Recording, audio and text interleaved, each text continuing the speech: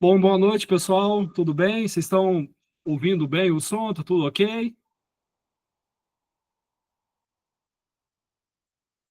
Tá ok, eu vou entender que tá tudo certo.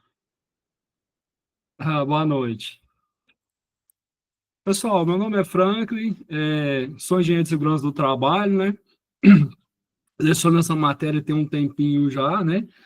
Como diz, é, não é bem, né? O que a gente mexe no dia a dia, né? Mas vez ou outra a gente acaba passando por situações semelhantes, né? E acredito que uma hora a gente, vocês, né? Uma hora eu digo assim, vai acabar passando por situações semelhantes de ter que socorrer uma pessoa, né? Ter que dar um primeiro suporte, um atendimento, né? Até chegada de um serviço especializado, né? Saber direcionar o socorrido, saber direcionar o acidentado ali, a gente momento ou outro passa por situações dessa, né? E a apostila, né, esse manual, na realidade, frisa para a gente ter a calma, né, que nem sempre a gente consegue ter esse foco, pôr a cabeça no lugar, né, diante de uma ocorrência, né, para prestar o melhor atendimento possível, né? Esse manual traz, né, e fala o tempo todo, ó, mantenha a calma, né? Não se coloque em risco, em detrimento à vítima ali, né?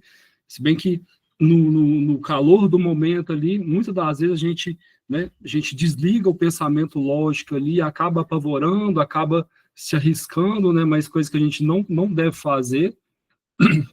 A gente vai falar muito isso nesse manual, né? Então vamos lá, pessoal. Vou capturar a tela de vocês aqui e vocês só me falam se está todo mundo vendo os slides, se está ok, né? Vou fazer isso agora, só um momento.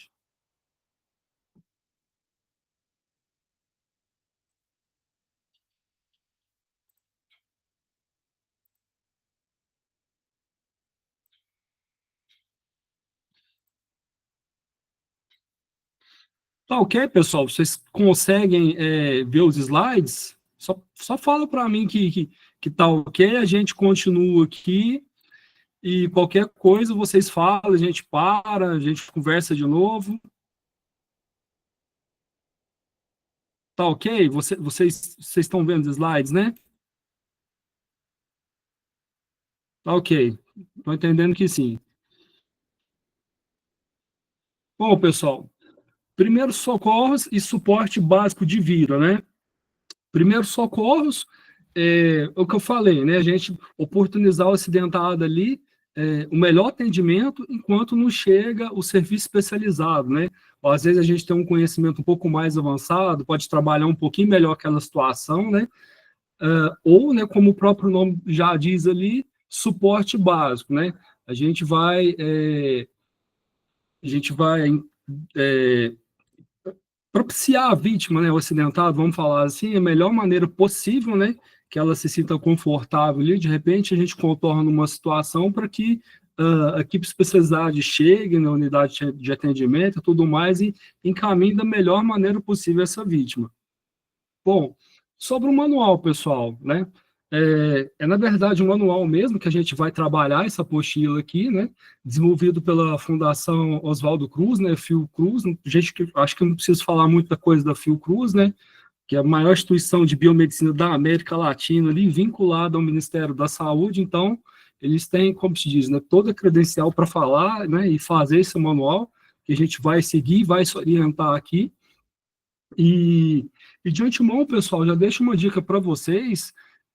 Os meus slides aqui, às vezes, é muito resumido, né? Porque, assim, eu procuro resumir e extrair o máximo da informação ali para não ficar tão pesado, porque vocês já devem ter observado, esse manual é grande, salvo engano, é 230 páginas, né? Então, é bastante coisa ali. Eu procuro ser bem objetivo para não ficar tão pesado também, né?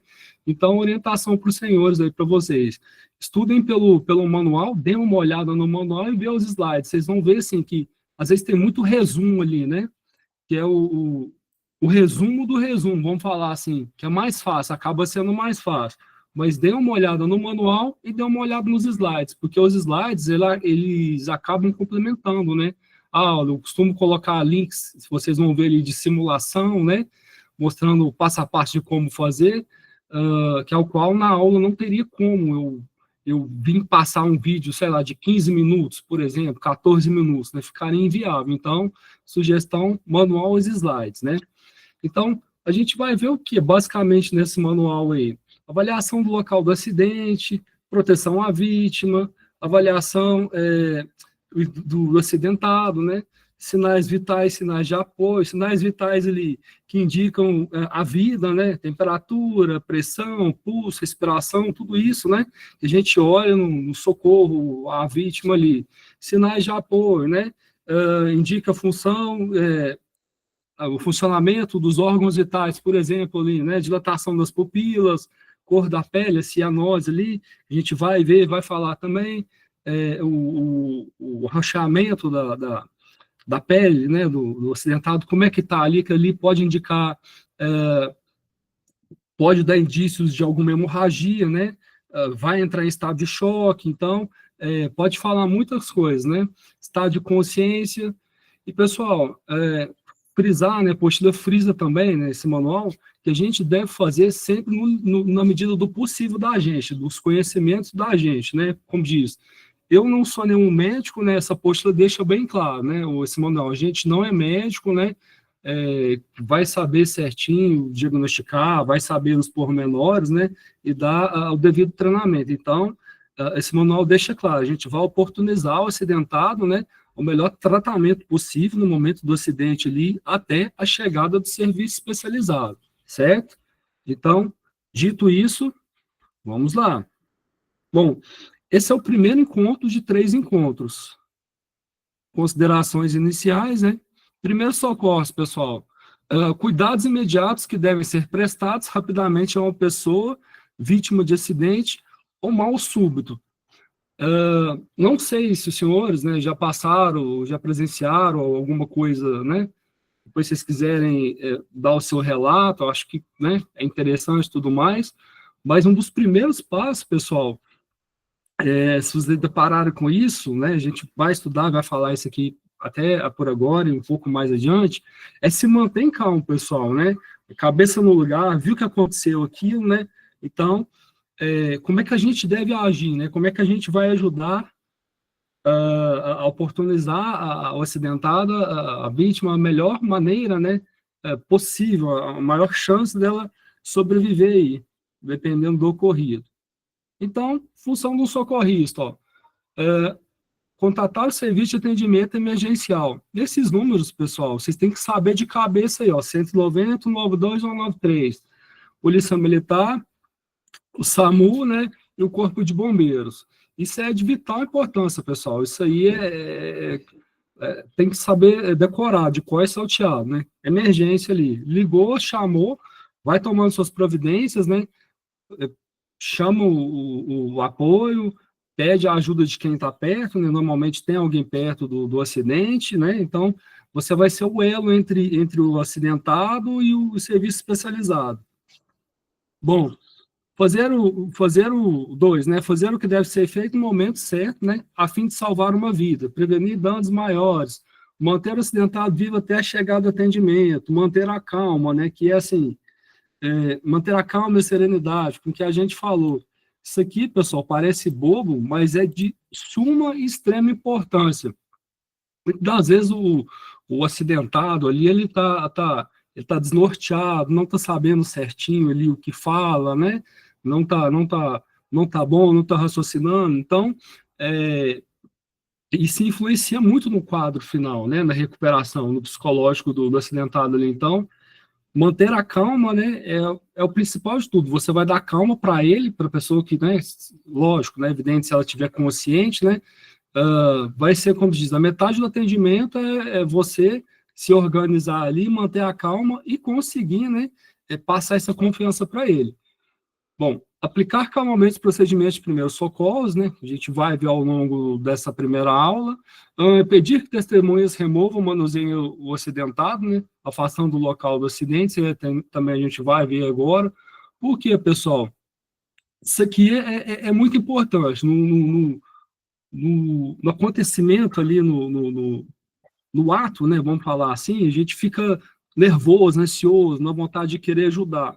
E a gente acabar, ou terceiros, né, manuseando a vítima, você, de repente, pode provocar uma lesão medular ali, né? Algo, vamos falar, entre aspas, simples, que não ia acontecer, né? O simples tirar de um capacete ali, você vai no afoito no afoito de querer ajudar aquela pessoa, de oportunizar alguma coisa melhor ali, você pode deixar ele tetraplégico, né? Já pensou, né? Os senhores, né? Ter que responder judicialmente por isso? Ó, se eu não sabia e tudo mais, né? Cair aí por um homicídio doloso, né? Culposo, minto.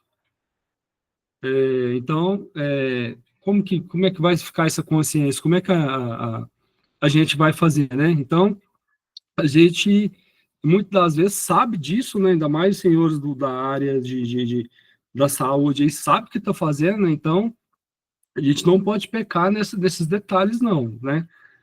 Isso é muito sério. Aplicar calmamente procedimentos de primeiros socorros no acidentado, impedir que testemunhas removam, né? Então, acabei voltando aqui. Ser o elo das informações, a gente já falou, né?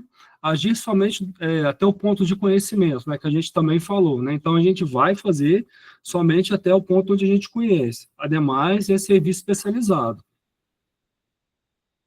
Etapas básicas de primeiros socorros.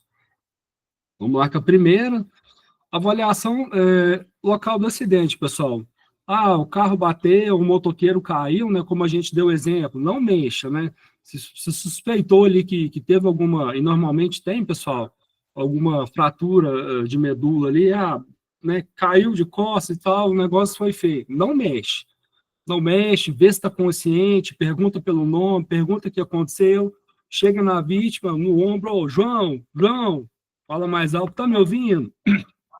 Estão me ouvindo? Estou consciente. O que aconteceu? Né? Só para saber se a pessoa ainda tem uma consciência, mas onde dói, né? Para você passar, né? Para o serviço especializado. Ó, a pessoa caiu, tal. João, tá me ouvindo? Tudo mais? Como que você chama? Onde você mora? E no estudo, pessoal, você tem que, como diz, tentar, né? Oportunizar o melhor cenário possível ali, né? Fazer a retirada dos curiosos ali, já chamar voluntário, ó, você liga para emergência, vai ligando, que eu vou vendo aqui o que aconteceu, tudo mais. É bem assim, pessoal, caótico, né? Eu, graças a Deus, os atendimentos que eu já prestei, né, foi coisas bem pontuais, foi cortes, né, coisas pequenas que não geraram todo esse cenário, né, que a gente, assim, fica super nervoso, né? Vamos falar assim, fica ansioso. Então, para saber como lidar com situações assim, tem que ter sangue frio, pessoal. Essa é a bem da verdade. Então, organizar o cenário, né? O exemplo aqui, né? Não pode estar uma bagunça que vai favorecer outros acidentes, né? Em vários casos. Por exemplo, o ataque cardíaco aqui, né? Exemplo, né? Comum, corriqueiro aqui. Bom, pessoal, eu coloquei esse slide aqui para mostrar que um acidente, principalmente envolvendo produtos químicos, né, que até foge um pouquinho do assunto aqui, mas vocês podem ver que tudo tem correlação, né, só para abranger mais o horizonte de vocês aí, né, para visualizar a cena. Quando é feito simulado desse tipo de acidente, né, tem literaturas, né, especializadas que norteiam o atendimento, vamos falar assim, né? São delimitados por zonas, zona quente, né? Onde realmente o fato aconteceu, zona morna, zona fria, zona de exclusão, né? Então, na zona quente ali, né? A equipe que vai dar, no caso aqui, eu peguei como o caminhão pegou fogo, múltiplas vítimas ali, e então a zona quente é o lugar onde verdadeiramente ali aconteceu um incidente. Então, onde as vítimas estão, né? Então, o atendimento vai ser maior ali. Nesse caso aqui, né? O caminhão pegou fogo, né? Então, os bombeiros estão ali no fogo. Zona morna. Normalmente vai ter o atendimento inicial às vítimas, né? Coordenação aqui da redução da contaminação, desmonta aquela cabine ali para de repente, fazer a lavagem das vítimas que tenha contato com algum produto, Zona morna, né? Zona fria, onde está o pessoal ali que faz essa de repente, repõe algum EPI, algum EPI dos socorristas, faz ali improviso de marcas, né? Alguma coisa do gênero. E a zona de exclusão, onde fica a população e a imprensa. Ah, Franklin, por que você trouxe isso? Eu trouxe para vocês verem, né? E conseguir vislumbrar, visualizar isso aqui, como é que poderia ser um acidente, né? Num caso maior, vamos falar assim, numa rodovia, né? Às vezes a gente fala assim, não pode fazer muita coisa, né? Mas vocês têm uma noção de como seria isso. E aqui, pessoal, trouxe uma simulação para vocês verem, um vídeo de uma simulação desse pessoal de pedágio, essas concessionárias de pedágio, né? SP-Mar, se eu não me engano, essa aqui, para mostrar como é que é feita todo esse preparo de atendimento às vítimas, suporte às vítimas quando o acidente é em rodovia. Depois vocês entrem, né, e dêem uma olhada. Se eu não me engano, pessoal, não sei se esse é da SP-Mar, né? Certinho, mas é a simulação, porque eu passei por tantas já, né? Já passei tantas, mas é simulação, pessoal. Depois vocês entrem e dêem uma olhada, né, para ver como é que é o atendimento. É exatamente isso que eu estou comentando com vocês. Bom, proteção do acidentado, pessoal. Até aí nada de novo do que a gente, né, já falou inicialmente. Seu João caiu aqui. Chega nele, seu João, né? Fala em alto bom som. Tem resposta? Não, né? Então, de todo jeito, pessoal, aciona os primeiros socorros já vai delimitando a área ali, vê se tem alguém para ajudar, né, no atendimento. Normalmente tem, você liga para emergência, né, e tudo mais. Então, propiciar, o que a gente já falou até agora, o melhor atendimento, né, e o conforto para que o serviço especializado chegue, pessoal, porque em muitos casos a gente vai ver que, às vezes, a gente não dá conta da situação, né, sem um serviço especializado.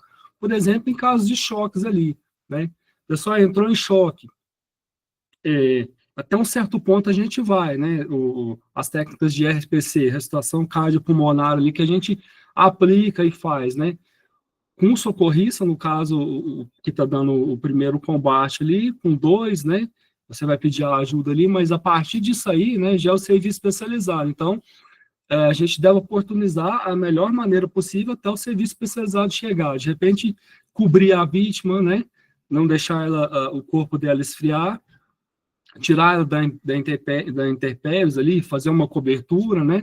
Normalmente, a gente não pode mexer, conforme a gente falou, no caso do acidente do motoqueiro, para evitar agravar lesões ali. Frank, quando é que eu devo mexer na vítima? Quando que eu devo tocar? Em caso único e exclusivamente de agravo à vida, né? De vida ou morte. Por exemplo, bateu ali, né?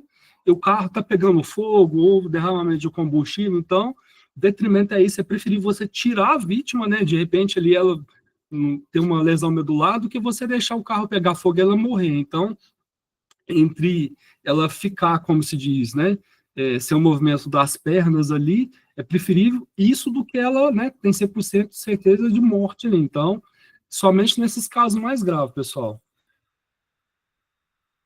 Até aí, pessoal, tudo bem? Vocês estão me ouvindo alto e claro? Tá tudo certo? Posso continuar?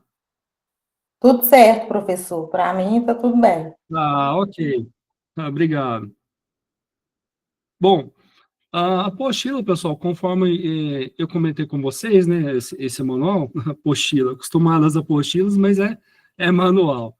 Ele traz para a gente muita informação, conforme eu falei, e eu procuro fazer o quê? Resumir, né, e ir mais direto ao assunto. Então, esse recapitulando, nada mais é do que um resumo que o manual traz para a gente. Então, ó, manter a calma, né, a gente já falou disso. Antes de qualquer procedimento, avaliar a cena, né, do acidente, observar se ela pode oferecer riscos para o acidentado e para você, né. Em hipótese alguma, eu fiz questão de frisar isso aqui, expõe sua própria vida em risco. O manual deixa bem claro isso para a gente, né, não tente, né, dar um super-herói. Né, a gente, infelizmente, acaba fazendo, né, ainda mais quando é um parente, né, um filho nosso, um irmão nosso, a mãe nossa, né, em afogamentos, a gente pula lá e vai tentar tirar, né? Eu faria isso, acho que qualquer um faria isso. Mas, pessoal, como se diz, não vou falar nem que a gente tem que ter convicção do que está fazendo, né? Porque a gente trabalha, né, em situações extremas aí, o raciocínio lógico da gente, a parte, não sei se direita ou esquerda do cérebro, desliga. Então a gente só faz, né? A gente vai lá. Então a gente tem que ter essa certeza, né, do que está fazendo, mas a demais aqui é não se expor à vida aqui. Por exemplo, pessoal, um clássico aqui é o que a gente está falando, do afogamento.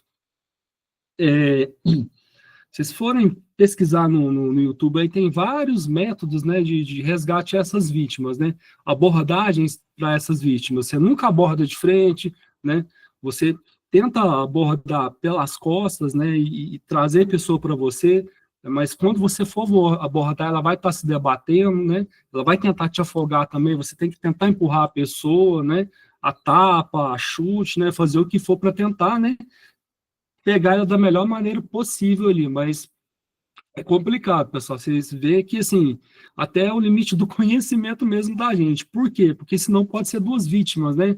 Ah, eu fui tentar resgatar uma pessoa e acabei virando vítima também. Então é muito comum isso. Bom, as circunstâncias devem ser circunstantes, né? O pessoal deve ser afastado do acidente com calma e educação. Reações são diferentes do normal, dificultando a avaliação da saúde, das consequências do acidente. Agir de forma tranquila e hábil é crucial, né? A gente já falou isso e o manual deixa bem claro isso para a gente, né? Para que o acidentado se sinta seguro e evite o pânico, que é fundamental para a integridade, né? E pode agravar o estado. E agrava mesmo, pessoal. Se você não souber tranquilizar a pessoa, ele calma, o atendimento está chegando, fica tranquilo, né? Vai dar tudo certo, né? Passar aquela positividade ali. Vocês sabem que a mente influencia o físico ali. Só da pessoa pensar, né, que ela pode morrer ali, ela morre, né? E você pode pesquisar na internet aí vários experimentos que já foram feitos isso, né, com um quesito de tortura, né? Infelizmente, um quesito assim de saber até onde a mente influencia no corpo. E pode ter certeza, pessoal, que isso acontece.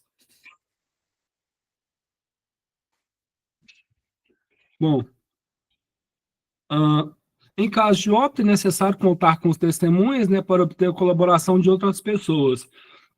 E é mesmo, pessoal. Vocês viram que o acidente foi feito, né? Por exemplo, na rodovia ali, teve perda de membro, cabeça, vamos falar assim, pessoal. Superior ali, foi feio, morreu na hora, esmagamento, tudo mais, né? Então, não adianta ficar apavorado, pessoal. A gente fica, mas já aconteceu, né? Então, reúne alguém que também viu aquilo ali, né, liga para o 190, liga para os bombeiros, envolve o pessoal, fala, aconteceu isso assim, assado, foi assim, né, que acaba se resguardando também. Jamais se expõe a riscos, né, que a gente falou até então, utilizar luvas descartáveis, evitar o contato direto com o sangue, secreções, excreções ou outros líquidos, né, existem várias doenças, né, por exemplo, HIV, entre outras, né, DSTs diversas que podem ser transmitidas, que são transmitidas através do sangue, tranquilizar o acidentado, em todo atendimento, o acidentado consciente, comunicar o que será feito, né, antes de executar, para transmitir-lhe confiança, evitando medo e ansiedade, que a gente já falou também. Seu João, você tá bem, né, onde dói, tudo mais, né, então são maneiras, assim, de se abordar e tranquilizar, né, para você oportunizar o melhor atendimento possível até a chegada do serviço especializado. Quando a causa de lesão for um choque violento, deve-se pressupor a existência de lesão interna. A vítima de trauma requer técnicas específicas de manipulação, pois qualquer movimento errado pode piorar o estado, né? O que a gente já falou e deu exemplo ali, né? O motoqueiro caiu, você não deve tocar, né? Você pressupõe ali que tem lesão grave. Recomenda-se que as vítimas de trauma não sejam manuseadas até a chegada do atendimento da emergência, né? Ou seja, serviço especializado. No caso do acidentado terceiro, não oferecer líquidos para beber, apenas molhe a boca ou gás, né, ou algodão. Por quê, pessoal? Isso, certamente, quando tem esse tipo de ocorrência, normalmente, hemorragia, é sinal, né, muito forte, indício de hemorragia. Então, as hemorragias internas ali vão precisar de cirurgia, né? Então, é um sinal que o corpo manda, né, essa sede. Então, você não deve dar líquidos. Por quê? Certamente, esse acidentado, ele vai passar por um processo de anestesia ali, né? E esse processo de anestesia, tendo alguma coisa no organismo, já vai atrapalhar, né, o tempo ali de resposta para você começar a cirurgia e dar anestesia, que são preciosos, né, esses minutos. Então, por mais que a pessoa, tô com sede e tudo mais, ela tá consciente, não faça isso, não dê nada, não dê líquido nenhum. Chama a emergência ali, viu que a situação tá feia, chama a emergência e tenta tranquilizar a pessoa. Você pode ajudar, né? Você pode fazer a remoção, viu que tá fácil? Faça, se não, emergência. Cobrir o acidentado para conservar o corpo quente e protegê-lo do frio, né? Conforme a gente comentou. Em locais onde não haja ambulância, o acidentado só poderá ser transportado, né, após ser avaliado, estabilizado e mobilizado adequadamente. O que é isso, pessoal, né? Transportado adequadamente, principalmente em pranchas rígidas e colete cervical, porque é assim que tem que ser manuseado. Qualquer erro no transporte desses acidentados, dessas vítimas, você vai piorar a lesão, né? Agravar a lesão. Aí entra conforme a gente falou ali. Tirar um capacete, no simples tirar o capacete, né? Eu já vi casos assim, já não participei de ocorrência, mas já escutei, a pessoa ficou tetraplégica. Então, né? No afã de você querer ajudar ali, tirou o capacete, a pessoa perdeu os movimentos, e isso é para sempre. Então, tem que tomar cuidado para não pecar, né? Nesses poréns aí. Só retira o acidentado do local do acidente, se causar risco à vida, né? No exemplo que a gente deu, né? Explosão, entrada perigosa onde não haja como sinalizar, né? Então, o que a gente falou, a pessoa tem risco de morrer, vai explodir, né? Está se afogando no combustível ali, vai ser pior, vai ser atropelado, foi no meio da pista. Então, antes você arrastar a pessoa, né? E piorar uma lesão do que ter 100% de chance que ela vai morrer ali do jeito que tiver, né? Ou vai pegar fogo, ou vai piorar o acidente ali, né? Então, eu sei que é até meio complicado de falar isso quando a gente se depara com uma situação, mas, né, a gente tem que parar, pensar um pouquinho, né, e tomar a melhor posição possível, né, melhor ação possível. Bom, sinais vitais, sinais de apoio, pessoal. Sinais vitais, que a gente já falou, né, que indica ali a vida, né, então, o corpo emite e serve como informação para determinação do estado físico, né? São aqueles que indicam a existência de vida, ó. São reflexos ou indícios que permitem concluir sobre o estado geral de uma pessoa, temperatura, pulso, respiração, pressão.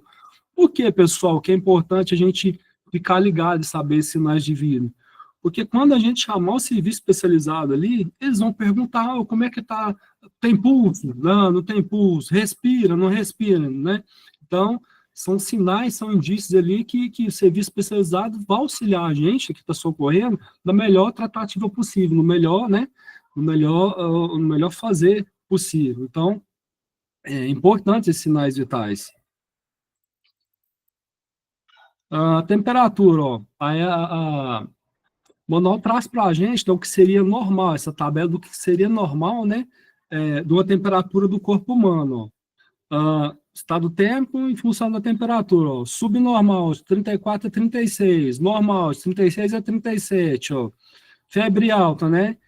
Pirexia, de 39 a 40, febre muito alta, hiperpirexia, 40 a 41, aqui a pessoa já está delirando, né? Então, são indícios, vai entrar em choque. Então, são indícios aí que você passa por serviços especializados que vai, né, saber direcionar da melhor forma possível. Pulso, a mesma coisa, pessoal, né? É a onda de distinção de uma artéria transmitida pela pressão que o coração exerce sobre o sangue. Então, tem alteração também, pessoal. Então, um pulso normal, né? Seria um batimento normal para a faixa etária de idade aqui, né? Então, pulso normal, 60, 70 batimentos por minuto, homens adultos. Crianças, ó, acima de 7 anos, 80 a 90. Crianças de 1 a 7 anos, 80 a 120 batimentos por minuto. Recém-nascidos, 130 a 160. E vocês já observaram, pessoal, que você pega uma criança, né, você vai tirar o pulso dela, ver o coraçãozinho que está acelerado? Então é isso, pessoal, é normal, né? Então, cada faixa etária, né, tem seu pulso, cada pulso tem sua faixa etária. Então, em momentos de trauma, né, então há um descompensamento, né, em momentos de acidente, há um descompensamento dessa pulsação, né, e aqui eu trouxe para vocês verem a apostila, acho que não, a apostila, o manual não fala com tanto detalhe assim, mas os locais onde tem a pulsação radial, né, no pulso, né, vocês peguem o pulso de vocês para vocês verem, né, tal qual tá o desenho aqui, né, vocês sentem a pulsação, ó, radial, carótida, ó, carótida, femoral, né?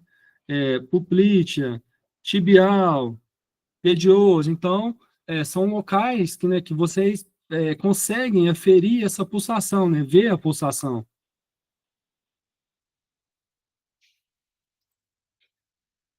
A respiração, ó, é uma das funções essenciais, né? Seu funcionamento procede de maneira involuntária, né? Observação, identificação do estado de respiração de um acidentado, de qualquer afecção, né? Conduta básica também, né? Conforme a gente já comentou, de sinais vitais, sinais de apoio, né? Então, normalmente o acidentado ali tem essa oscilação em respiração.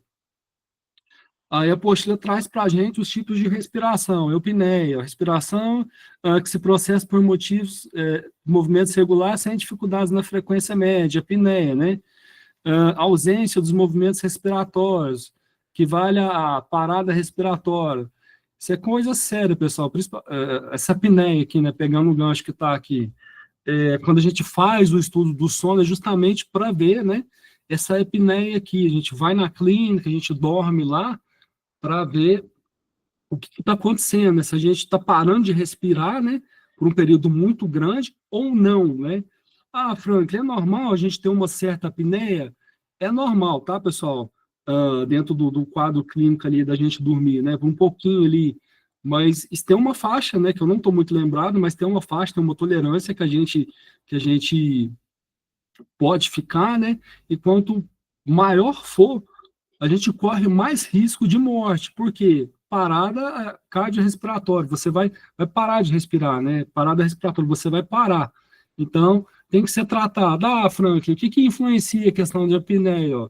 Alimentação, fumo, obesidade, a vida desregrada. Então, tudo isso é um conjunto de fatores que gera apneia, né? E trazendo aqui para o nosso contexto de acidente, né?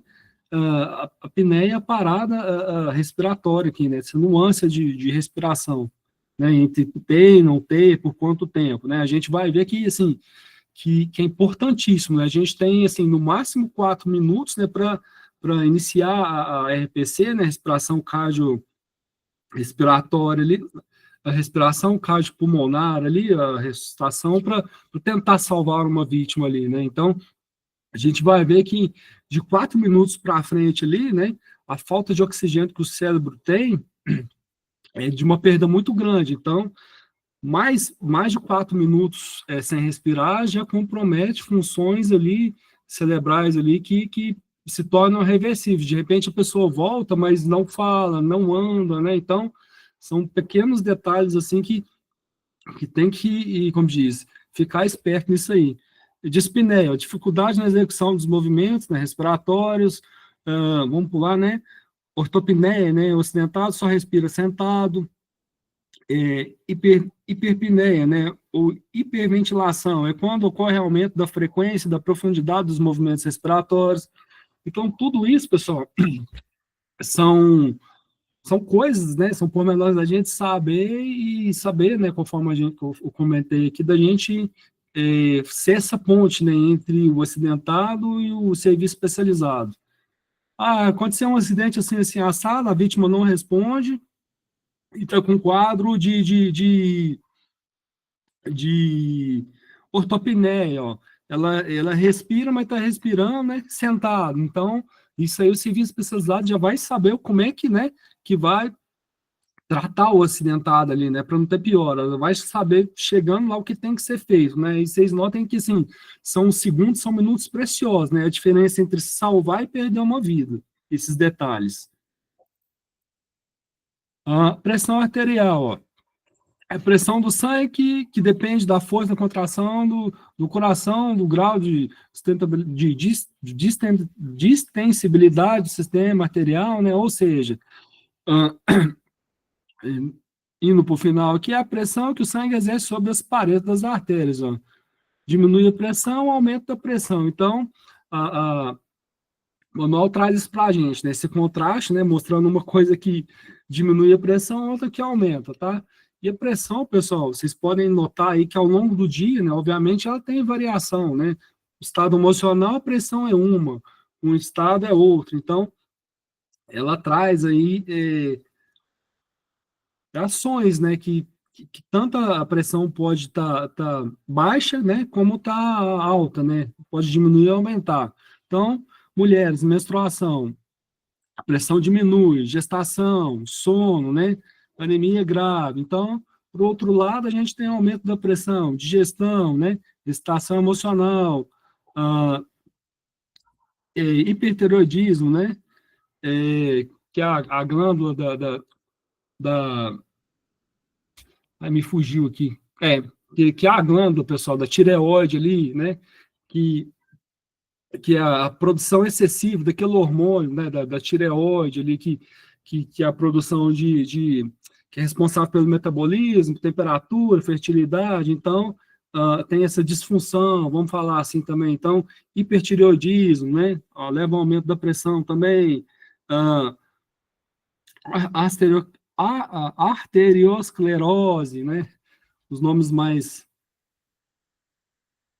às vezes, mais chatos de pronunciar. Bom, apoio, né? Que a gente comentou de sinais de apoio.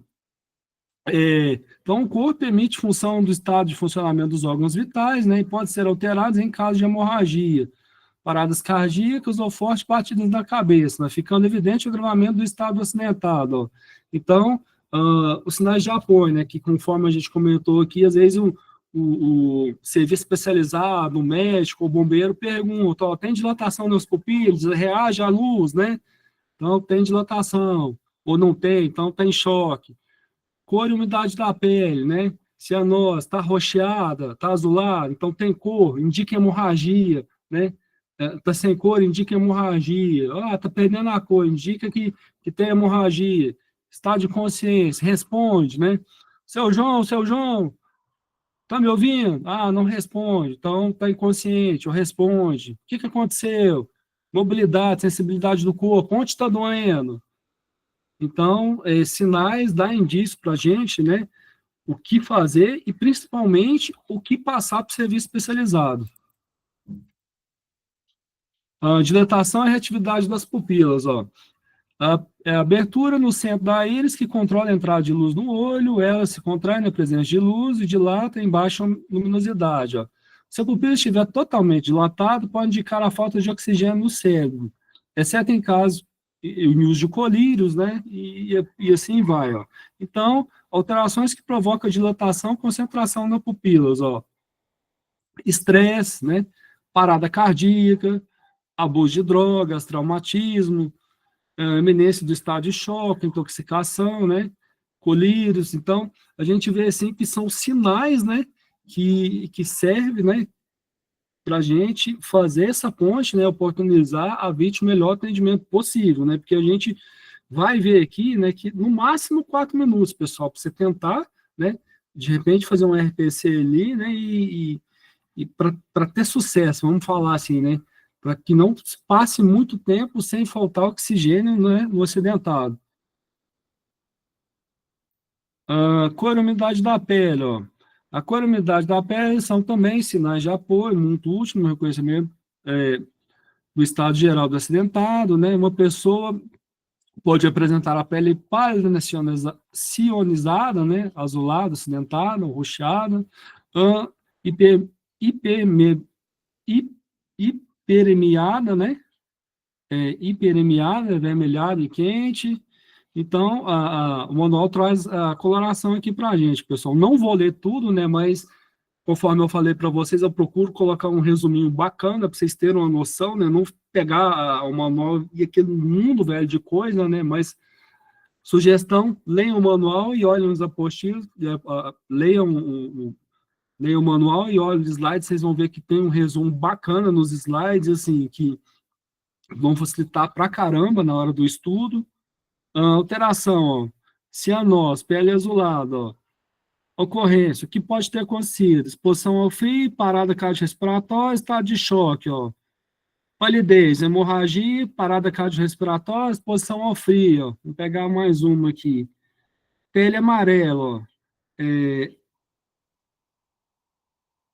Não estou conseguindo muito enxergar, deixa eu ver se eu aumento aqui. Icterícia, hipercarotenia, hipercarotemia. Então, são situações que o manual traz para a gente, né, que, assim, a gente não vai saber tudo, pessoal, né, eu, pelo menos, não sei, não é da área da saúde, mas é a oportunidade que a gente tem de salvar uma vítima, né, de passar da melhor maneira possível para o serviço especializado. Estado de consciência, ó, é um outro sinal de apoio importante. Quando se encontra acidentado, capaz de informar com clareza sobre seu estado físico. Ó. Isso pode fazer a diferença, e faz, que essa pessoa está perfeitamente consciente. Por quê, pessoal? Você pode, né, você vai saber como agir, né? Ó, caiu tudo mais, né? Está consciente, está reclamando de dor, sei lá, na clavícula, né? Então, isso já vai dar um norte para o serviço precisado chegar lá e agir da melhor maneira possível. Mobilidade e sensibilidade do corpo. Qualquer pessoa consciente que apresente dificuldade ou incapacidade de sentir ou movimentar determinadas partes do corpo está, obviamente, fora de seu estado normal. Bom, asfixia, pessoal.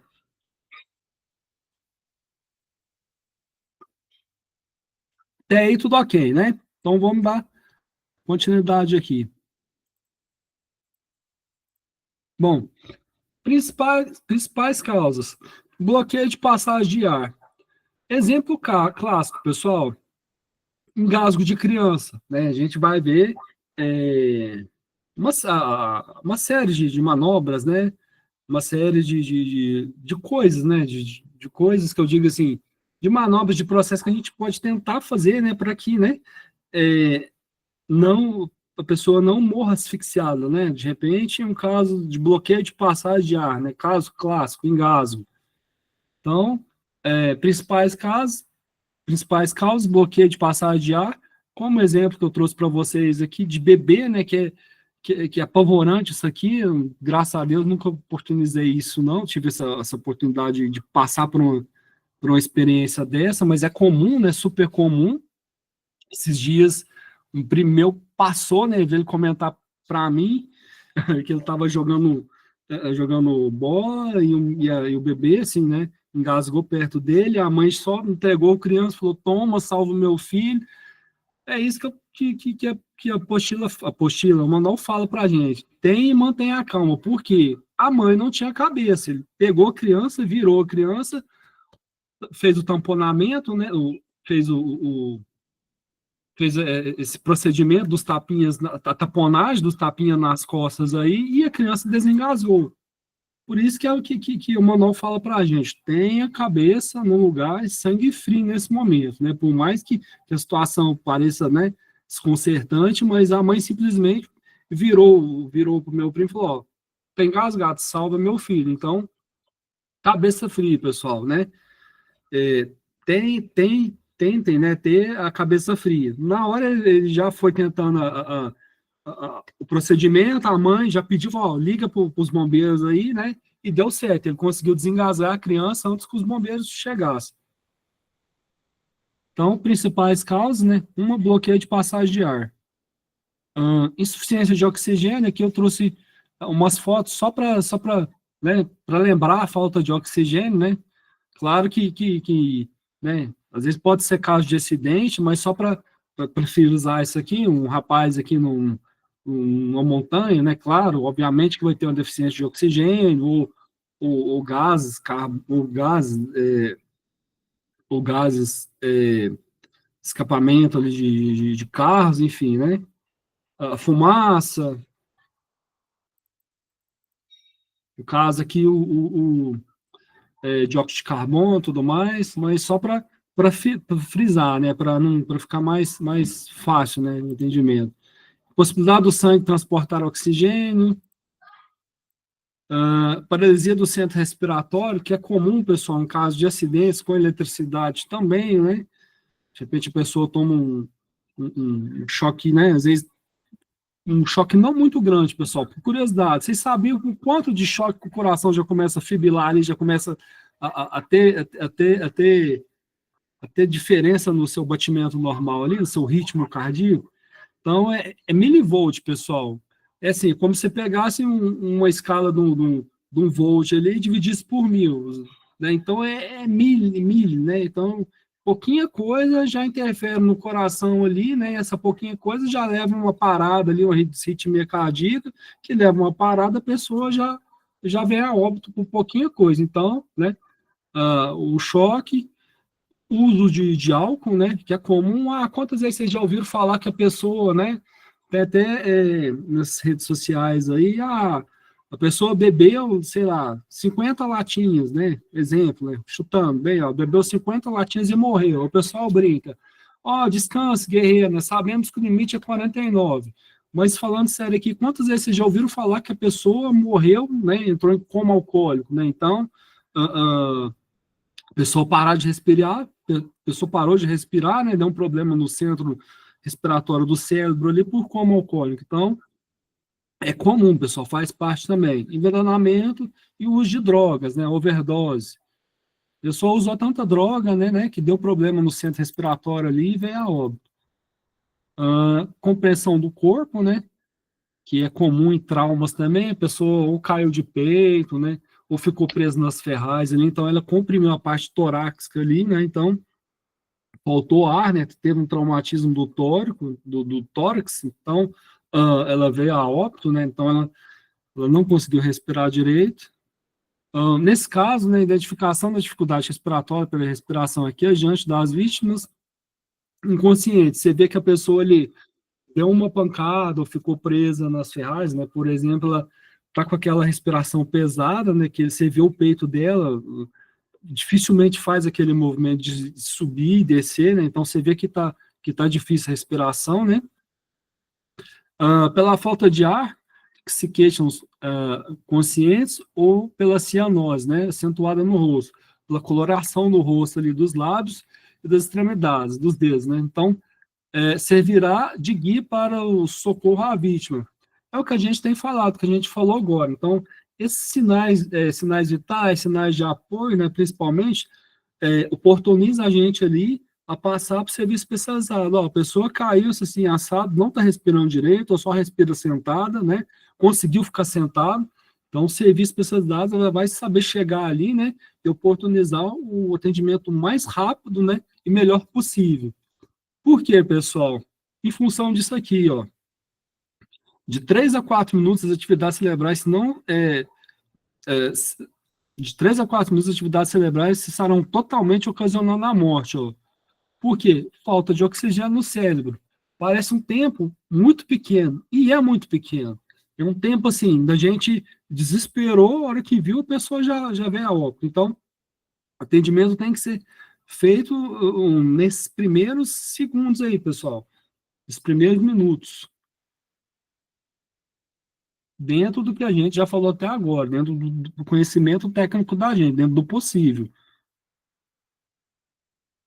Bom, entrou em parada respiratória ali, né? Então, entrou em choque. Então, vamos para a ressuscitação, né? Reanimação cardiorrespiratória. Ressuscitação cardiorrespiratória, o RCR.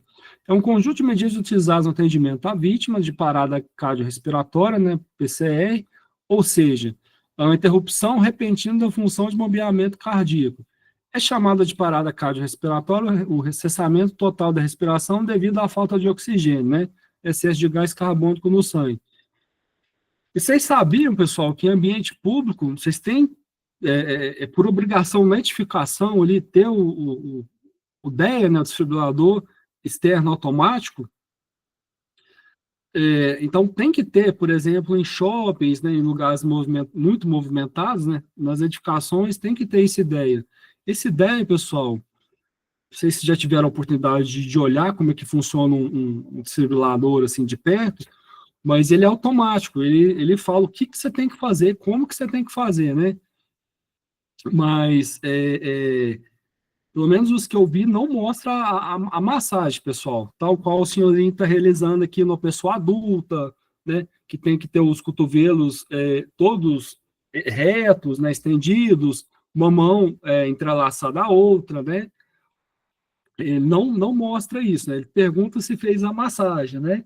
Então, se não tem alguém perto e para dar o choque. Então, é um conjunto, uma série de fatores, de procedimentos que a gente tem que fazer, né? Nessa imagem, nessa ilustração aqui, tá com outra pessoa que já está ligando para a emergência, né? Então, esse conjunto de ações aqui vai oportunizar a vítima, né? Uma chance maior uma chance maior de sobrevivência. Mas o DEA, o desfibrilador externo automático, ele fala, né? Ah, então dá o choque, eu vou dar o choque, retire o pessoal do entorno, né? Para você não encostar ali, né? Então dá o choque e tudo mais. Pergunta como é que tá os batimentos e tudo mais. Aqui, pessoal, conforme eu falei para vocês, tem uma simulação que mostra passo a passo um cara realizando, né? Fazendo isso, né, em 3 públicos aqui, em adulto, né? Quando é adulto, criança, né? Acho que até 8 anos, e lactantes, né? Os bebês ali até 1 ano, se eu não me engano. Essa simulação mostra isso aí, né? Como é que tem que ser a massagem. Bom, e assim, pessoal, adulto, criança e lactantes, ó. Conforme a gente já falou, em adultos, ó, ambas as mãos, né? Cruzadas cruzadas entre os mamilos aqui, a mão estendida, pressione para baixo de 5 a 6 centímetros. Na teoria, pessoal, falando assim, né? Ah, tá, é muita coisa para lembrar, realmente. Mas o que é o essencial, pessoal? Eu recomendo a vocês aí fazer a prática, porque só com a teoria, sinceramente, vocês podem salvar uma vida, vocês salvam. Mas na prática, pessoal, a chance de êxito, né, aumenta exponencialmente, porque você já fez isso, né? Então, é, vocês, como diz, se preparam melhor para o momento da ocorrência, né? Você vai fazer em cima do boneco, o manequim ali, vai ver o dorso dele levantar, né? Ele levantar e se comprimir, como se, imitando, né? A simulação da respiração humana ali, você fazendo as compressões. Então, vocês têm que fazer a prática, né? Para aperfeiçoar isso aqui. Mas, por hora, a teoria é isso, ó. Então, criança, ó, uma mão, né?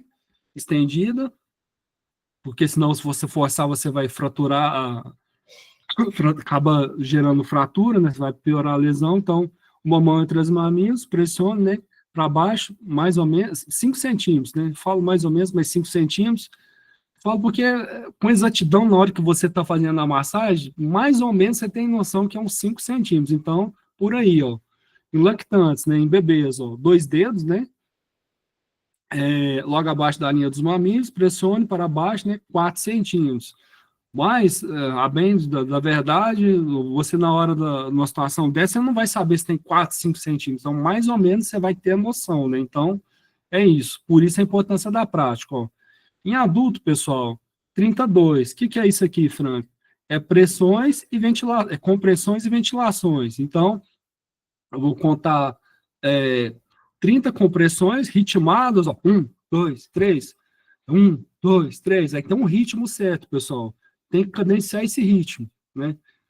Eu já vi socorrista, já vi médico fazendo isso aqui, e assim, com música, para ficar mais fácil de gravar, né? 1, 2, 3. Tem que ter ritmo, é ritmado isso aqui. 1, 2, 3, 8, 9, 30. Ventilações, né? Sopra ali, ou faz o boca a boca ali, ou tem aquela boca máscara, né? Você veda ali com a mão para auxiliar, né? Normalmente é feito com boca a máscara quando você está sozinho, ou só boca a boca, sem a máscara, ou quando você tá um suporte mais especializado ali, e tem um outro socorrista com aquela ventilação manual, né? Tô com uma garrafa aqui só para vocês olhem a minha carinha aí, uma garrafa, aquela ventilação, né? Para ajudar, né? A, a ventilação mesmo. Então, tem esses dois cenários, um socorrista, dois socorristas, né? Então, por isso aqui para vocês verem, acho que o manual não fala com essa exatidão assim, né? Mas ele fala, ele toca no assunto, claro, por óbvio. Aí tá aqui adulto 32, 30 compressões, 2 ventilações, né? Pediatra, né? Um socorrista. Criança, 32, né? Pediatra, 2 ou mais socorristas. Vocês podem ver, ó, mais gente, é claro que, né? O trabalho vai ser otimizado. Então, metade, né? Das compressões, 15 2, né? E esquema de revezamento, pessoal. Reveza, né? Porque é cansativo. Você não pode desistir daquilo ali nos primeiros segundos, mesmo que você não note sinais, né? De imediatos ali. Então, o manual deixa isso claro para a gente, né? Você faz a massagem ali, né? E eu já vi casos assim no socorrista tentar até por 1 hora, né? 1 hora e meia, e como se diz, né? E tenta recuperar a vítima ali, né? Vai revezando com outro socorrista, e tenta, e não voltou, né? Então, não voltou, acabou a hora do óbito, notou a hora do óbito e não pode fazer mais nada, mas a princípio não pode, né? Pode fazer menos, né, do que os primeiros minutos iniciais de massagem ele não. Então, ritmado como diz, pauleiro nessa hora. E neonato, né, que é um bebezinho, 31. 3-1, corrigindo aqui, 3-1. 30 compressões e uma ventilação. Bom, principais causas, né, das paradas aí, as primárias, ó. Problema do próprio coração, causado por arritmia cardíaca, né? A causa principal é isquemia cardíaca, né? Chegando que é o seguinte, a quantidade insuficiente, né, de sangue que chega, né, de sangue oxigenado que chega ao coração. Isso aqui tem muito, pessoal, problemas do coração, né? Por exemplo, a minha família aí, que é hereditário, né? Isso aqui, os genes ruins, vamos falar assim, ou, né, provocados, né, por uma vida desregulada, né, uma vida sedentária, que eu já comentei, alimentação e por aí vai. Mas essas são as causas primárias. As secundárias, ó, são as principais causas da parada cardiorrespiratória em vítimas de traumatismo. Então, oxigenação deficiente, né, obstrução de vias aéreas, transporte inadequado de oxigênio, hemorragias graves, estado de choque, ação de fatores externos sobre o coração, drogas, né, que a gente já comentou, descarga de eletricidade, por aí vai. Então, são as questões secundárias. Identificação de RCP, ó. Identificação dos primeiros atendimentos deve ser iniciada dentro de um período máximo de 4 minutos a partir da ocorrência, né? É o que a gente já falou, né, de faltar oxigenação do cerebral ali. Então, faltou oxigênio de 4 minutos para frente ali, então o risco de lesão aumenta exponencial, né? Assim, é gravíssimo isso aí. Então, corre o risco da pessoa voltar e ter sequelas, ter problemas. A apostila não, o manual traz aqui para a gente, né, um gráfico falando isso aí, ó. Que nos primeiros 4 minutos, né, olha a chance aqui, né, de êxito da manobra, ó. Então, é quase 100%, né? Menos de 1 minuto. Então, vai caindo aqui, ó. Então, a 80%, né? Quase 1 minuto, 60%, quase 2 minutos, 40%, né? 3 minutos, né? E assim, 6 minutos em diante, vocês podem ver que, né? É morte, né? Então, 5 minutos, para vocês verem, pessoal, é 5 minutos. Então, ela tem menos de 20% de chance, né? Que, pelo jeito, quase 10% de chance né? De sobreviver. Então, vocês veem que é crítico isso aqui. Então, constatou, né? Tem segurança para fazer a ressuscitação? Faça. No máximo 4 minutos para você entrar em ação ali. Se não, né? É quase certeza de morte. Os seguintes elementos deverão ser observados, né, para a determinação do PCR, ó. Então, vamos lá, da parada cardiorrespiratória. Ausência de pulso, né, numa grande artéria. Por exemplo, a carótida no pescoço aqui. Ah, tá sem pulso, então é indício que eu tenho que começar a PCR. Parada cardiorrespiratória, é indício para eu determinar, né, se é a parada cardiorrespiratória. Então, olhei na carótida no pescoço, ele tá sem pulso, ou no braço ali, esqueci o nome, tá sem pulso também, então já posso entrar com a PCR já. A apneia respiração arquejante, ó, tá sem respirar, né? Respirando de jeito nenhum, ou tá com aquela respiração fraquinha, você custa observar o tórax, né? As contrações dos tórax, então é indício também de PCR. Espasmos, ó, contração súbita e violenta, cianose, né? As colorações, né? Da pele e lábios, inconsciência, ó. Toda vítima de PCR, né, parada cardiorrespiratória, está inconsciente, mas várias outras emergências podem ser associadas à inconsciência. É muito amplo, pessoal. Isso aí é só para quem, como diz, é especialista, né? Conforme o manual traz para a gente aqui, é bem básico mesmo, né? O intuito aqui é a gente oportunizar a melhor maneira possível, né? E ser a melhor elo possível entre a ocorrência no ocidental e o serviço especializado. Mas é importante, né, saber essas nuances, esses pontos para, né, para passar para o serviço especializado. Isso faz toda a diferença. Orientação dos primeiros socorros, ó, né? A orientação dos primeiros socorros, atendimento emergencial em caso de acidente. Então, o manual traz isso para a gente também, ó. Comprovar se o paciente está consciente, ó. Conforme a gente, né, simulou. Seu João, caiu, bateu a cabeça. Tá me ouvindo? Tá me ouvindo? Como que é seu nome? O que aconteceu? Então, vê se tem consciência. Vou olhar os sinais vitais, pessoal. Tem temperatura? Tem pressão? Tem pulso? Sinais de apoio também.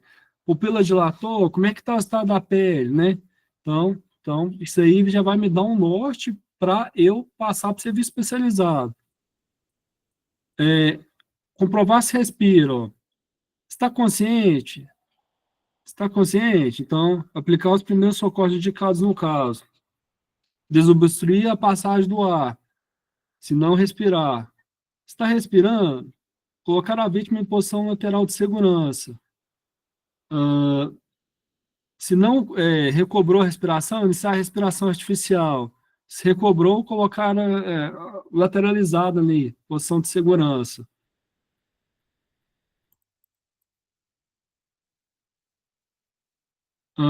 Aí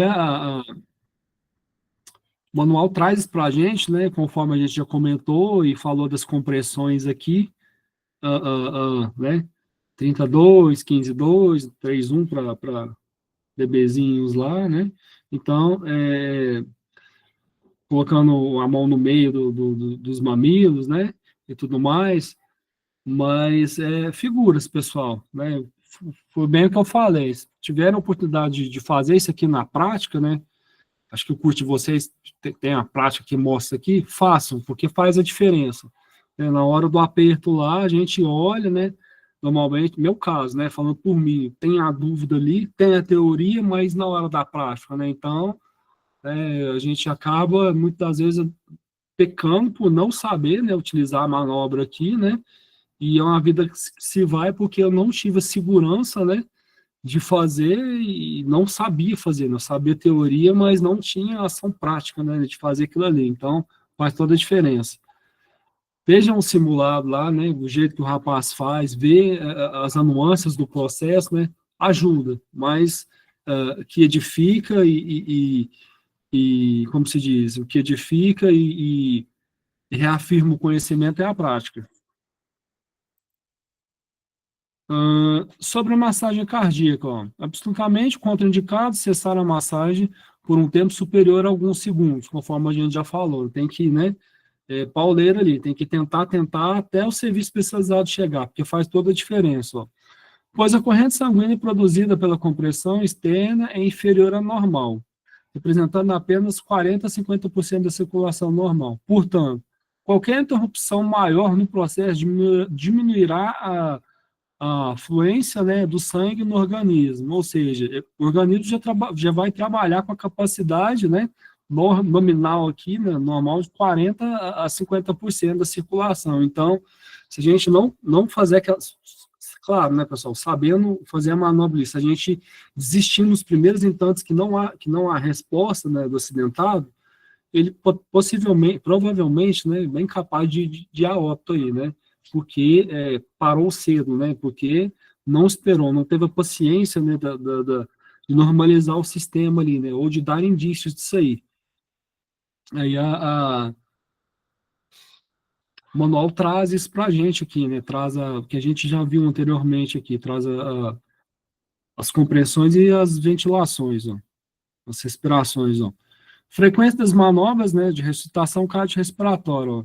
Iniciar as manobras sempre com 4 respirações, número de socorristas, traz mais no cenário, para 1 e para 2, ó. Quantidade de respirações, 1, 2, né, boca a boca, 1, né, boca a boca, quantidade de compressões. Pessoal, se vocês notarem aqui, às vezes a quantidade de ventilações e de respirações não está muito condizente com o que está nos slides anteriores. O que normalmente é isso aqui? O que possivelmente é? É atualizações, pessoal, mudanças, né? Porque a gente acompanha aí que a área médica, né? Essa área, essa área da saúde muda muito. Então, várias vezes, né, vez ou outra, tem um estudo, né, que comprova que por A mais B, um processo é mais eficiente do que um outro, né, uma manobra oportuniza uma chance melhor de aproveitamento, tem um ganho maior. Então, né, tem essas nuances aí, mas por aí, né, você sempre tem que ficar atento a atualizações, né, para ver se não teve, né, mudanças, né, de oportunizar coisas melhores. É igual com o que a gente trabalha mesmo, as normas regulamentadoras aí, as NRs, elas atualizam com frequência. Então, é nessa pegada aí. Estado de choque. Didaticamente, o estado de choque se dá quando há um mau funcionamento entre o coração, vasos sanguíneos, né, instalando-se um desequilíbrio do organismo. Então, vários tipos de estados de choque, ó. Hipovolêmico, né, que tem a perda de sangue, né, choque ocorre devido à redução no volume intravascular por perda de sangue. Choque cardiogênico, né, capacidade do coração bombear, né, então volume de sangue suficiente para atender as necessidades metabólicas. Choque septicêmico, né, pode ocorrer devido a uma infecção sistêmica. Choque anafilático, substância qual extremamente alérgico, né. Eu, por exemplo, um grupo de penicilinas ali, certa vez passei por cirurgia, né, geral, que única cenas que eu tenho mais vívida na memória é que no momento que eu olhei para o meu braço, eu vi a vermelhidão e me deu uma ânsia de vômito. Então, naquele momento ali, eu soube que eu era alérgico, né? Então, se insistir no procedimento assim e for maior capacidade, né, ocorre isso aqui, pessoal, choque anafilático e mata. Então, é comum, né, o pessoal indica para quem é alérgico aí, né, se atentar aos tipos de alergia, colocar isso em RG, né, eu já vi muito comum com tatuagem, né, ou andar com aquilo ali no bolso, porque a gente nunca sabe, né, felizmente, o momento e hora que vai acidentar, né, então, a primeira coisa que vai ser feita quando você chegar no UTI, né, eles ministrar o antibiótico, ministrar um medicamento ali para que, né, que ocorra da melhor forma possível uma cirurgia. Então, chegou ali, eles vão administrar a anestesia.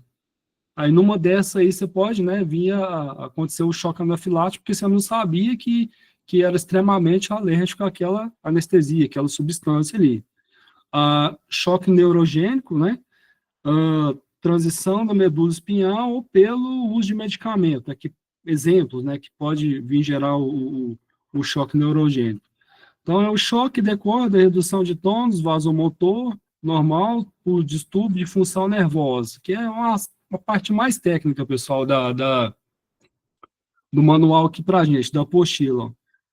Esse choque pode ser causado, como, por exemplo, né, transecção da medula, transecção da medula espinhal ou pelo uso de medicamentos, como bloqueadores de ganglionares ou depressores do sistema nervoso central. Causas principais do estado de choque. Aí o manual traz, né, vários, né, lista vários aqui para a gente. Ó. Hemorragia interna, hemorragias intensas, que podem ser internas ou externas. Internas, aquele tipo de hemorragia que tem um sangramento por dentro do corpo, pessoal. Por exemplo, úlceras, né, ali, que é um dos sintomas que o acidentado pede água, né, que a gente já comentou, né, sinal de hemorragia interna. Ou externas, né, que você viu que vai aparar um caso de corte mais aparente, amputação, né, que você tem que fazer tentar fazer uma compressão, de repente fazer um torniquete ou um garrote, né, para tentar amenizar a perda de sangue. Então, tem essa nuance aí também dos tipos de hemorragias que a gente vai ver aí.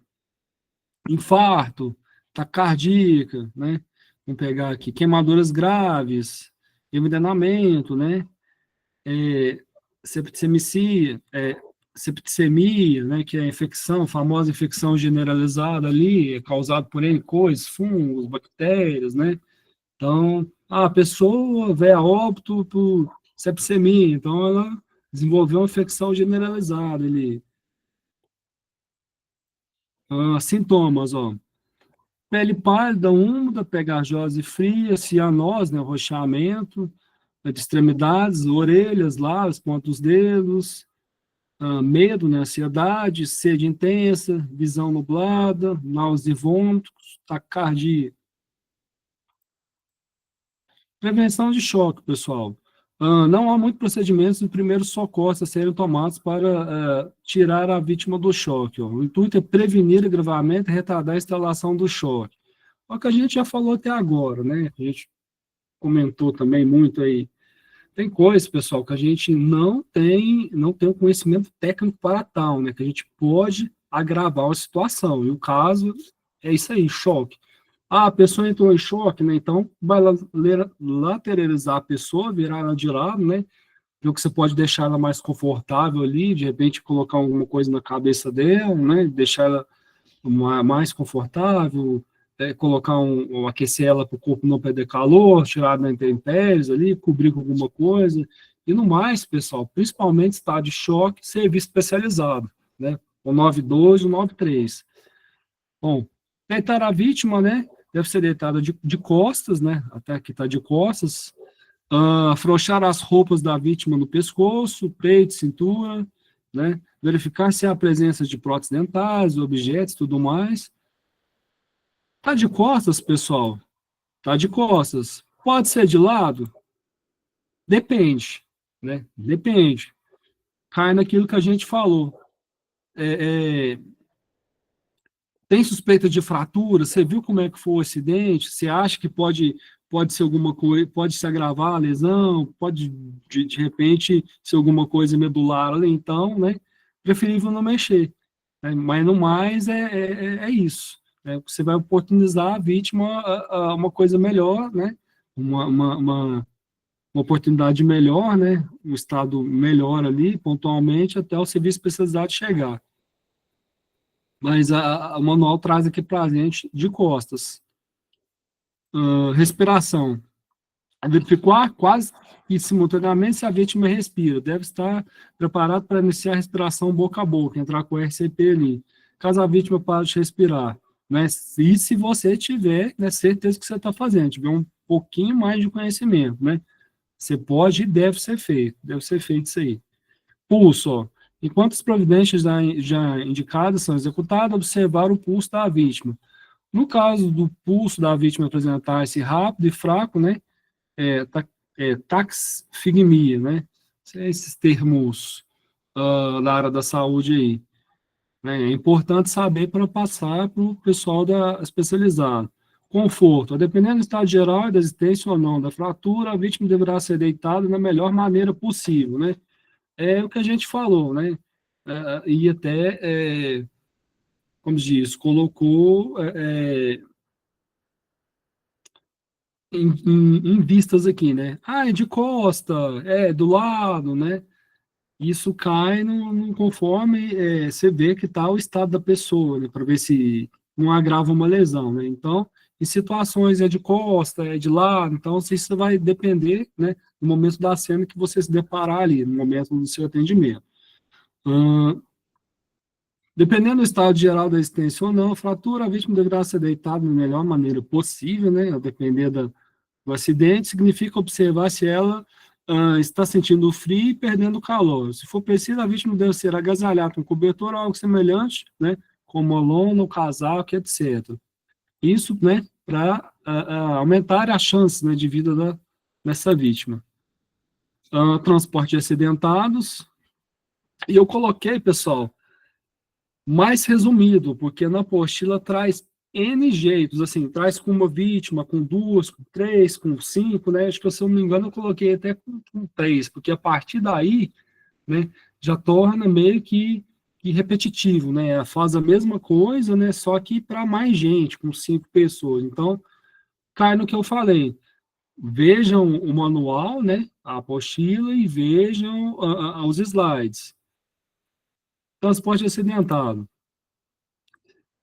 O transporte acidentado é um determinante da boa prestação de primeiros socorros. Um transporte mal feito, sem técnica, conhecimento, pode provocar danos, muitas vezes irreversíveis, à integridade física do acidentado, que a gente já falou até agora. Lesão modular, você vai, não só medular, né, mas você vai agravar a lesão. Resgate. A própria existência da atividade de primeiro socorro estabelece implicitamente o atendimento do acidentado no próprio local da ocorrência de uma emergência, né? Então, já é implícito isso aí. Estou prestando socorro, você tem condição de tirar ela do fato do ocorrido, né? Por que não fazer isso? Eu tenho certeza do que eu estou fazendo. Transporte de acidentados, ó. Antes de iniciar qualquer atividade de remoção em transporte acidentado, segure-se da manutenção e respiração dos batimentos cardíacos. Hemorragias deverão ser controladas e todas as lesões de traumas ortopédicos deverão ser imobilizadas. O estado de choque deve ser prevenido. Cai no que a gente já falou até agora, né? Então, você vai transportar um acidentado, né? Você viu que o negócio é muito feio ali, né? O que é o correto? Prancha rígida e colete cervical. Ah, Franklin, mas eu não tenho isso, né? Mas o que eu tenho ali? Né, eu tenho um pedaço de madeira? Serve. Tem como eu improvisar uma maca com duas camisas e, sei lá, um pedaço de madeira? Dá, então faça. Não tem colete cervical, mas eu tenho cinto, estou usando cinto, dá para imobilizar a pessoa com o meu cinto aqui, né? Eu tenho cinto disponível, então faça, dá para fazer, faça, desde que, né, você tenha certeza do que está fazendo, mas dá para improvisar. É recomendável transportar as pessoas nos seguintes casos, ó: vítima inconsciente, estado de choque instalado, grande queimado, hemorragia abundante, choque, envenenamento, né? Articulações de membros inferiores e por aí vai. O uso de uma, duas ou três ou mais pessoas para o transporte de do acidentado depende totalmente das circunstâncias do local, do tipo de acidente, voluntariados. É o que a gente falou. Quanto mais gente, né, você puder envolver ali, a bem de se oportunizar uma melhor entrega nos primeiros socorros daquele acidentado, melhor é.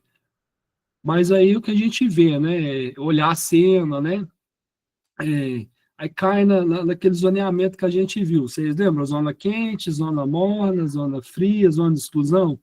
Cai em isolar a área, né? Enquanto um chama emergência, né? Se for o caso, né? Então cai nisso aí. Então, a palavra aqui é estudo de cena, né? Cada caso é um caso. Verificação da cena, do cenário. Método de transporte, uma pessoa, transporte de apoio, comum. A pessoa torceu o pé, não tá apoiando, não está conseguindo andar. Então, o manual traz isso para a gente, ó. Apoia o braço da pessoa, né? Você vai apoiar no ombro e encaminhá-la, né? põe ela no carro, tá dando conta de andar, né? Nesses casos, não precisa, né? Dependendo do acidente, chamar o resgate, né? Então, você põe a pessoa no carro, né? No transporte e encaminha a pessoa. Quem, né? Vítimas de quem? Ó? Vítima de vertigem, desmaios, ferimentos leves ou pequenos, perturbações e assim por diante. Transporte no colo. Em que caso? Envenenamento ou picado de animal peçonhento. Ah, Franklin, a cobra me picou aqui, né? Por exemplo, a cobra me picou. Eu vou correndo para o médico, sozinho, não é recomendável. Porque o próprio esforço de tentar locomover, eu agilizo o efeito do veneno no meu sistema central, no meu sistema circulatório ali. Então, eu vou movimentar, eu vou fazer esforço. Então, o veneno vai rodar mais rápido no meu corpo, né? E vai me atingir mais rápido. Então, um período aí que o veneno ia levar, sei lá, 40 minutos para fazer um efeito, um estrago grande, vai levar 10 minutos, né? Porque eu exercitei, porque eu andei rápido, né? Porque eu fui sozinho. Então, o ideal é isso aqui, ó, transporte no colo, né? Ajuda. Ah, estando acidentado consciente ou em caso de fratura, né? Exceto em coluna vertebral, né? Por óbvio, né, pessoal? Que é algo que a gente já falou. Tem você tem suspeita de coluna, de fratura medular ali, né, na coluna vertebral e tudo mais, você não vai pegar a pessoa, né? Já, conforme que a gente já falou, muitos casos ali do simples tirar o capacete do motoqueiro ali, ficou tetraplégico. Transporte nas costas, ó, remoção de pessoas envenenadas, justamente para evitar esforço. Então, apostila, né? O manual traz isso pra gente aqui, ó. Pega a pessoa pelas costas, né? E tenta levar. Isso se tiver uma condição física boa, se você, né? Tiver seguro, se der para fazer. Entorse luxações, né? Em membros inferiores previamente mobilizados. Transporte de bombeiros, né? Que já entra, né? Casos mais complexos, pessoal, que já entra, né? Um conhecimento mais avançado, mas o manual traz isso pra gente, ó. Pega a pessoa, né, do chão aqui, né, você tem que ter força, joga, em caso, né, para mulheres se torna um pouco mais viável, né, mas tem como fazer. Pega a pessoa do chão, que é super difícil, né, tenta aproximar aqui, passa ela no pescoço, né, o braço, e joga nas costas.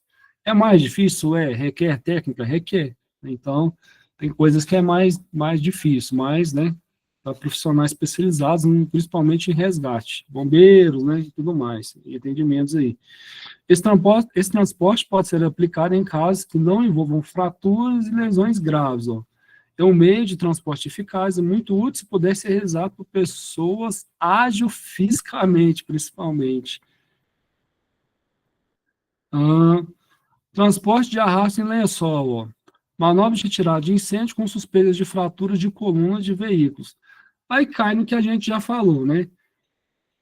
Vai mexer numa pessoa que tem suspeita de fratura cervical? Não vai. Mas qual que é o risco, né? Carro vai explodir, tá pegando fogo, tá vazando combustível, foi no meio da pista, não sinalizou ainda, qual o risco de agravar o acidente, qual o risco da fatalidade, né? Se é maior, então, põe a pessoa no lençol e arrasta ela e tira ela da cena ali. Então, nesse caso aí sim, né? Transporte de lençol, o que você tiver para improvisar aí. Uh, improvisação de marcas, né? Conforme a gente comentou, tem segurança para fazer, sei fazer, né? Tem material disponível, faça. O manual traz para a gente também, né? Com camisas e tal, mostrando como é que faz. Hemorragias, ó. É a perda de sangue através de ferimentos pela cavidade naturais, como boca, nariz, boca, etc. Pode ser também interna, né? Resultando de traumatismo. A apostila traz a classificação para a gente, ó. Hemorragias arteriais, né, e venosas. Arteriais, aquela hemorragia que o sangue de jato pulsátil representa a coloração mais viva, ó. Enquanto a venosa, né, um sangue mais escuro, né, escorre lentamente. Consequências graves, pessoal, de hemorragias. Estado de choque, morte, né, e assim vai. Quadro clínico das hemorragias. a quantidade de sangue perdido, né, pelas alterações. Então, perda de 15% de sangue, né, que dá aproximadamente 750 ml. Geralmente não causa alterações. Perdas maiores que 15%, ó, e menores que 30%, aproximadamente, né, entre 150 e a 1.500 ml. Ó. Geralmente causa estados de choque, ansiedade, sede e tudo mais. Perdas de 50%, né? Deixa eu ver se está 50% mesmo. Perdas de 30%, né? Maiores que 1,5 litro, né? 1.500 ml. Levam a choque, né?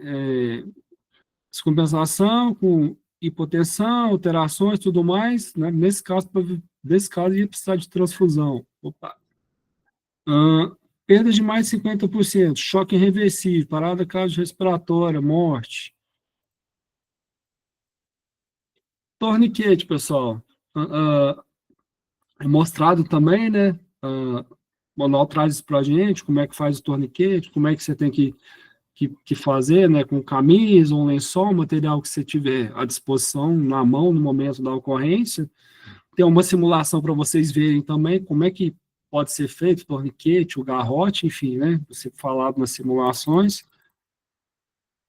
Copo estranho, pessoal. Penetração de corpos estranhos no corpo humano é um tipo de acidente comum, né? Principalmente você vê ali no nariz, crianças, né? Boca, engolindo as coisas, ouvido, muito comum insetos, né? E por aí vai. Então, o manual traz aqui para a gente, ó. Farpas de madeira, de nylon, plástico, estilhaços de vidro, espinhos e partes de vegetais, gotas de produtos químicos, né? E por aí vai. Então, vamos ver cada um rapidamente aqui. Nos olhos, ó. Como é que você tem que fazer? Manter o acidentado calmo e tranquilo, manter-se calmo, não retirar qualquer objeto que esteja na córnea, não tocar no olho acidentado, nem deixar que ele o faça, encaminhar o acidentado para atendimento especializado. Isso aqui, pessoal, é de suma importância, porque em muitos casos não se resolve fora do serviço especializado. Se possível, compressa de gases, um lenço ou pano limpo cobrindo o olho afetado, sem comprimir, fixando, sem apertar. O próprio acidentado pode ir segurando a compressa. E digo mais, pessoal, que não está no manual aqui, mas vamos comentar aqui. Os olhos, pessoal, funcionam em sincronia. Se você pegar um olho e tampar e tentar movimentar o outro, você vai ver o seguinte, você vai perceber. Quando você movimentar o olho que está aberto, o fechado tem a tendência de seguir também, porque funciona em sincronia. Isso afeta o olho, né? Mesmo você tampando ele, acidentei o olho direito, tampei, né? Vou no médico. Qual que é a forma correta aqui? Tampar os dois. Por quê? Porque os dois, você garante que você não vai mexer ele, né? Que pode prejudicar a sua córnea aí, mas tampando os dois você garante. De todo jeito, você vai precisar de um auxílio de um terceiro aqui, de outra pessoa, né? Então, vendou os dois olhos ali, chamou uma pessoa que vai te encaminhar, é desse jeito que tem que ser feito. Essa é a forma correta, né? E procurar atendimento especializado, né? Senão teve como resolver ali na hora. Então, é uma simulação, né, que fala a respeito, o pessoal fala sobre, veja uma simulação. Ouvidos, ó, que a gente já falou, muitas das vezes é inseto, né? Algumas vezes você pode tentar tirar com uma luz, aproximar uma lanterna e ver se sai, né? Ou pode tentar, de alguma forma, tirar, né, com a mão, se estiver fácil, né, mas na maioria dos casos não vai resolver, você vai ter que procurar o atendimento mesmo, né, um atendimento especializado.